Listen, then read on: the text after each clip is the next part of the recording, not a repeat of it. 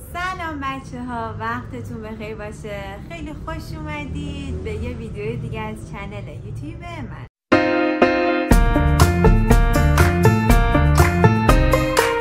بعد از 4 ماه تقریبا نشستم اینجا و دارم براتون ویدیو ضبط میکنم، ولی 4 ماهی که خیلی متفاوت برام گذشت و امروز نه معرفی کتاب داریم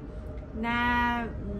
چیزی بخوام بهتون معرفی کنم. امروز فقط میخوام درباره یه تجربه شخصی باهاتون حرف بزنم.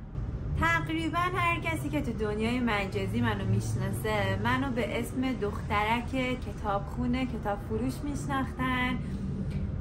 و این برای من یه حس خیلی خوبی داشت که توی سن کم، توی تقریبا 16 سالگی وارد فضای کتاب، وارد دنیای کتابا شدم و توی نظر خیلی از آدمای اطرافم، خیلی از دنبال کننده ها تبدیل شدم به یک دخترک کتابخونه کتاب فروش. ولی الان تقریبا 1 ماهه که با دنیای کتاب فروشی خداحافظی کردم و خیلی تصمیم سختی بود. یعنی اصلا نگم براتون، ولی اومدم اینجا امروز اول از همه بگم که کسایی که منو میشناختن، کسایی که 6 سال توسط من دارن کتاباشون رو تهیه میکنن میخونن، من دیگه دخترک کتابخون هستم ولی دیگه کتاب فروش نیستم. 6 سال از تمام زندگیمو برای یه پیج گذاشتم و پیجم تقریبا رسید به 91,000 دنبال کننده و 100% این 91,000 دنبال کننده اولین دلیل برای من بودن که نمیتونستم تصمیم بگیرم که کلن بخوام خداحافظی کنم و دیگه کتاب فروش نباشم. ولی خب هرچقدر که فکر کردم 2 تا 4 تا کردم، دیدم که نه، مسیر آیندم کلن توی یه راه دیگه میره و اگر که کتاب فروش باشم به چیزایی که حالا توی ذهنمه و دوست دارم تجربه کنم نمیرسم. خیلی ها به هم گفتن که خب پیجت رو نگه دار، از پیجت استفاده کن، حالا بلاگریش کن، روزمرگیش کن، فکتایی که راجع به کتاب میخونی رو بذار، تیک کتاب بذار، برش بذار. ولی خیلی برام سخت بود، چون که مثلا 2 بار که وارد پیجم شدم و استوری گذاشتم که آره من دیگه کتاب فروش نیستم، خیلی برام سخت گذشت، چون که مشتریان بهم پیام میدادن و از ناراحتیشون بهم میگفتن اینکه چقدر ناراحتن که دیگه کتاب نمیتونه از من تهیه کنن و همه اینا دلیلی شد که متوجه بشم اگر که قرار باشه بمونم توی این فضا نمیتونم دیگه توی این پیج بمونم، چون که دیدن ناراحتی کسایی که ازم خرید میکردن خودمو خیلی بیشتر ناراحت میکنه و خیلی زیاد بهم عذاب وجدان میده که چرا این مسیر رو ترک کردم، چرا این راهو کنار گذاشتم. و اینجوری شد که دیگه کلا نتونستم، دلم نرفت سمت این که هیچ گونه فعالیتی توی پیج کتابخونی با ما داشته باشم. از روزی که تصمیم گرفتم که دیگه کتاب فروش نباشم میدونستم که قراره چی کار کنم بعد از اینکه از این کارم رو ترک بکنم و از همون موقع استارت کار جدیدم رو زدم و الان دقیقا جایی هستم که قلب و دل و ذهنم آرومه و در کنارش میتونم همه اون چیزایی که دوست داشتم رو تجربه کنم، چون که دنیای کتاب فروشی دنیای به شدت قشنگیه. این صحبت هایی که حالا توی فضای مجازی با کسی که کتابخون هستن میکنی خیلی صحبت های جذابیه، خیلی تجربه های متفاوتیه، ولی خب دیگه راهش راه من نبود، دیگه برای من نبود و خلاصه الان که توی راه جدید افتادم خیلی چیزایی که دوست داشتم تجربه کنم و دارم تجربه میکنم و این برام خیلی لذت بخشه. مثل کتابایی که خیلی سال بود دوست داشتم بخونم ولی فشار خیلی زیادی که کار کتاب فروشی داشت بهم اجازه این کار رو نمیداد و خلاصه که الان خیلی حال دلم توی این راه آروم تره. کتاب فروش بودن یه تجربه هایی رو توی زندگی بهم داد که فکر نمی کنم اگر که یک روزی شاید توی این راه نمی اومدم هیچ وقت این تجربه رو به دست نمی آوردم. یکیش مثلا این بودش که من چند ماه قبل از اینکه وارد کتاب فروشی بشم، وارد دنیای کتاب فروشی بشم، داشتم میرفتم مشهد و توی ایستگاه قطار یک کتاب تهیه کردم. کتاب غرور و تعصب از نشری که اصلا وجود نداشتش، یعنی نشر کاملا فیک، ترجمه به شدت افتضاح و با افتخارم میگفتم که کتاب غرور و تعصب رو گرفتم، همچین شاهکاری رو میخوام شروع کنم بخونم که هیچ وقتم نتونستم بخونم، چون که هر بار که اون کتاب فیک رو شروع کردم بخوندن وسطش کلا نتونستم ادامه بدم، چون که اصلا هیچی با هیچی نمیخوند، انقدر که ترجمه افتضاحی داشت. ولی خب بزرگترین تجربه‌ای که دنیای کتاب فروشی بهم داد به نظر خودم این بودش که تونستم با ناشرهای معتبر آشنا بشم و بدونم که هر موقع هر کتابی رو خواستم بخونم از چه نشری بخونم و این اول از همه یه اعتماد به نفس خیلی زیادی به آدم میده، چون که دیروز من یه تجربه‌ای داشتم دقیقاً که توی مغازه نشسته بودم، حالا جریان مغازه رو در ادامه براتون تعریف میکنم. توی مغازه نشسته بودم که یه دختر خانمی اومد داخل و گفتش که کتاب نمیخرید؟ گفتم که من خودم سال کتاب فروش بودم، یه دنیا کتاب دارم، ولی خب حالا چه کتابایی داریم؟ دیدم که یکی از کتابایی که داره دنیای صوفی بود، از یک ترجمه‌ای که واقعا اسمش خوانا نبود، انقدر که عجیب غریب بود، یه مترجمی که اصلا شناخته شده نبود و اصلا فکر نمی کنم وجود داشته باشه همچین مترجمی، چون که دیگه ما خودمون توی این مسیر، خب من الان میدونم که دنیای صوفی بهترین ترجمهش از نشر نیلوفره. اگر که قراره مثلا 300 تومن 400 تومن 500 تومن هزینه کنم کتاب دنیای صوفی رو بخونم، خب چرا از نشری نخونم که معتبر، ترجمه فوق‌العاده عالی و تایید شده‌ای داره و اونجاست که آدم با اعتماد به نفس میتونه جواب بده که خیلی ممنون عزیزم ولی کتابتون کتاب معتبر و درستی نیست، این نشر کاملا نشر فیکه و خب هیچ دلیل نداره که من بخوام این کتابو بخونم و همین باعث میشه که تو بتونی خیلی خوب جواب بدی، اعتماد به نفسشو داشته باشی و خیلی خیلی راضیم از این تجربه‌ای که به دست آوردم.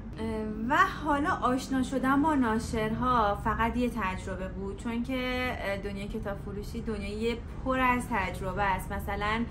یکی از تجربه‌ای که خیلی به نظرم توی زندگی بهم قراره که کمک بکنه این بودش که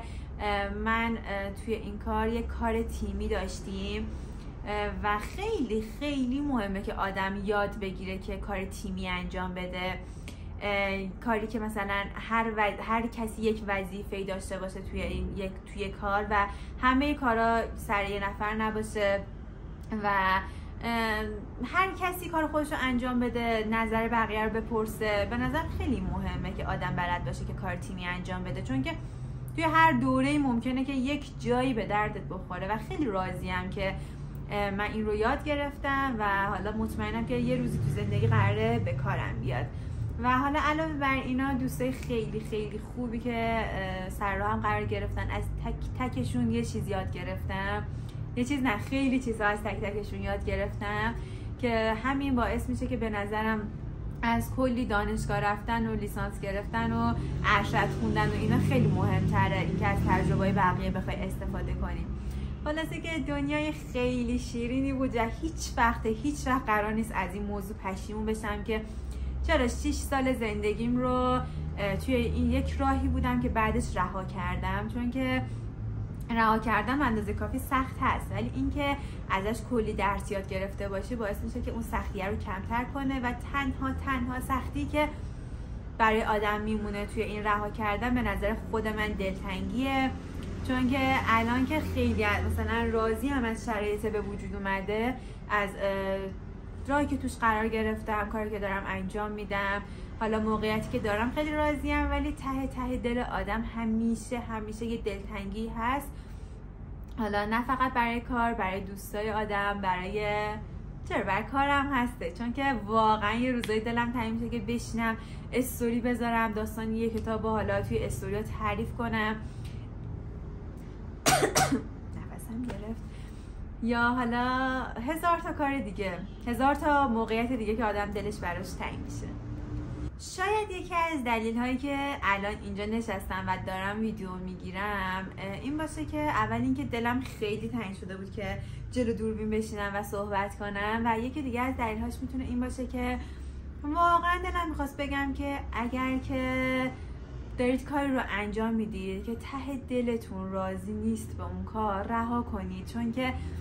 واقعا خیلی بده به نظرم بعد از چندین سال، خیلی سال طول بکشه اون موقع بگی که کاش مثلا 10 سال پیش رها میکردم، کاش 10 سال پیش مسیرم رو عوض میکردم. الان به نظر من خیلی تاوان داره، 100% تاوانای زیادی داره این رها کردنه، ولی ارزشش رو داره. چون به نظرم هر کاری تاوان خودش رو داره. مثلا یکی از دلایلی که من دوست نداشتم دیگه کتاب فروش باشم این بودش که خیلی کار خوبی بود، خیلی لذت بخش بود، معاشرت با آدم‌های کتابخون خیلی قشنگ بود، ولی تاوانش این بود که من هیچ وقت نمیتونستم کتابی که واقعا دوست دارم بخونم و با عشق بخونم، چون فشار کاری به شدت زیاد بود و این اجازه رو نمیداد که کتابی که دوست داری رو بخونی. چون که مثلا شاید کتابی که من میخواستم بخونم کتابی باشه که خیلی قدیمی باشه.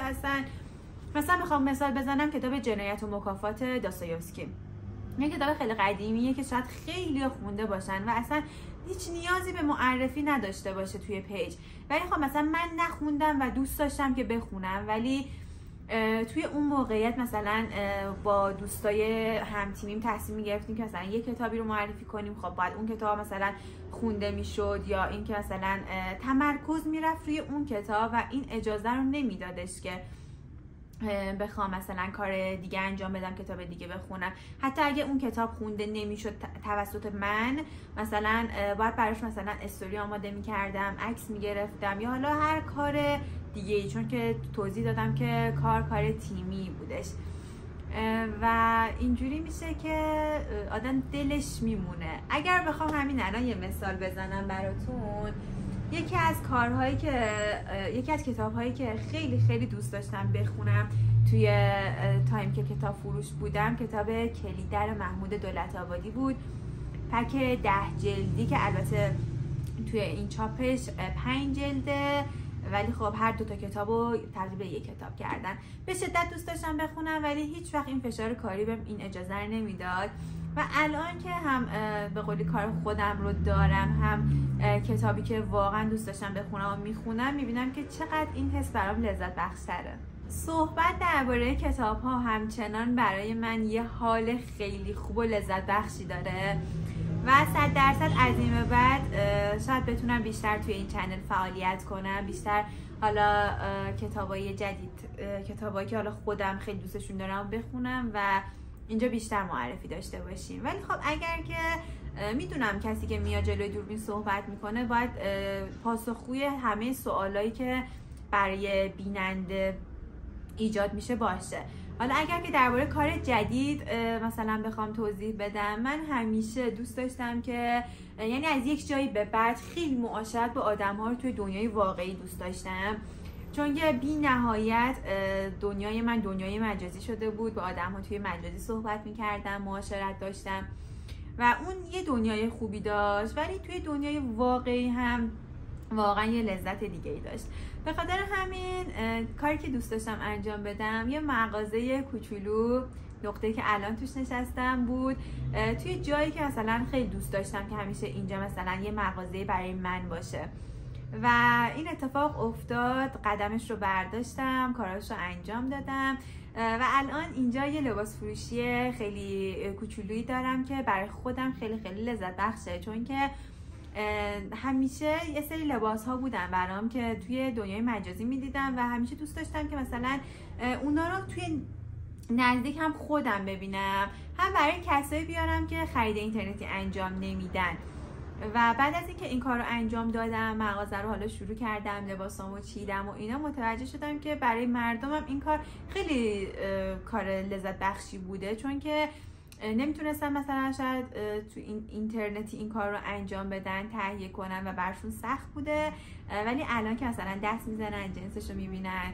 کار رو میبینن و اینا، برشون حالا خیلی وایب مثبت تری داره که بخوان تهیه کنن. و جمله‌ای که مثلا مشتری که میان داخل مغازه میگن که وای چقدر لباسات متفاوته و اینا، باعث یه دلگرمی خیلی خیلی زیاد به من میشه که راهم رو ادامه بدم و حالا محکم و قوی تر از قبلیه. اینم یه کوچولو درباره کار جدید و اما یه صحبت دیگه. خلاصه که به نظرم دنیا خیلی خیلی کوتاه‌تر از اونه که بخوایم تو جایی باشیم که حالا حس کنیم که حال دلمون اونجا خوب نیست. چون که هر کسی که من رو بشناسه میدونه که من آدمی نیستم که توی خونه حوصله‌ام سر بره، چون 2 تا کار رو خیلی دوست دارم. یکی فرش بافتنه، یکی کتاب خوندنه و اگر تایمی باشه که توی خونه باشم ترجیح همینه که این 2 تا کار رو انجام بدم و کاریه که برام لذت بخشه، بهم حس خیلی خیلی مثبتی میده و باعث میشه که حال دلم خوب باشه. خب چرا این کار رو انجام ندیم؟ چرا مثلا چرا تو راهی باشیم که حالا فشار کاری زیاد یا مثلا هر چیز دیگه‌ای باعث بشه که اجازه نده ما اون کارهایی که دوست داریم توی زندگی انجام بدیم رو کنار بذاریم و ازشون بگذریم. خلاصه که من با دنیای کتاب فروشی خدافظی کردم، ولی این چنل یوتیوب رو دارم، صحبت کردم با شما حس خیلی خیلی مثبتی بهم میده و همچنان میتونم کلی کتاب بخونم و برای شما ویدیو ضبط کنم و شاید اصلا از این بعد ولاگ بیشتر داشته باشیم، چون من همچنان عاشق ویدیو گرفتنم، عاشق ادیت زدنم، عاشق صحبت کردن درباره دنیای کتابا یا هر چیز دیگه ایم و این چنل میتونه یه نقطه امن باشه برای صحبت کردن راجع به چیزای مختلف، شاید اصلا ولاگ های روزمرگی ولی با وایب مثبت. پس میشه حالا که بعد از 4 ماه دوباره اومدم براتون ویدیو ضبط کردم، یه دکمه سابسکرایب بزنید، چنلمو سابسکرایب کنید، ویدیومو لایک کنید، یه انرژی زیاد بگیرم، چون احتمالا ویدیوی بعدی درباره کتاب کلیدر بخوایم با هم دیگه صحبت کنیم. مرسی که ویدیومو تا آخر دیدید، خیلی خیلی دوستتون دارم. ماچ بهتون.